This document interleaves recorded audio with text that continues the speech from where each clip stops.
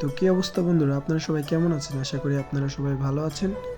শীতের সকালে নতুন একটি রেসিপি নিয়ে আপনাদের মাঝে চলে এসেছি। আমার রেসিপির নাম হলো মেয়োনিজ। মেয়োনিজ কীভাবে বানাবেন আসেন চলেন দেখে নিই। প্রথমে এক বাটিতে এক 4টে ডিম ভেঙে নেব।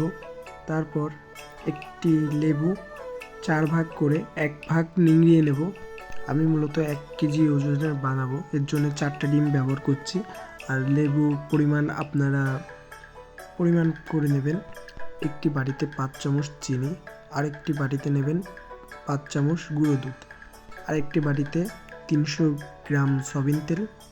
মূলত 1 কেজির জন্য এটাই পারফেক্ট, আপনাদের পরিমাণ মতন দিয়ে দেবেন। তারপর একটি ব্লেন্ডার নেবেন, ব্লেন্ডারে প্রথম দেবেন লেবু, তারপর ডিম, তারপর চিনি যতটুকু পরিমাণ নিয়েছিলাম, গুঁড়া দুধ আর তেলটা প্রথম চামচে অল্প করে দিতে হবে। এরপর ব্লেন্ডার অন করে আস্তে আস্তে নাড়াতে হবে আর তেলটা দিতে হবে। তেলটা আস্তে আস্তে দিতে হবে, যাতে বেশি করে দিলে আবার মেয়োনিজ কেটে যেতে পারে। অল্প অল্প তেল দেবেন আর মিক্স করে দেবেন। যখন দেখবেন ঘন হয়ে আসছে তখন বুঝবেন আপনার মেয়োনিজটা একদম পারফেক্ট হয়ে গেছে।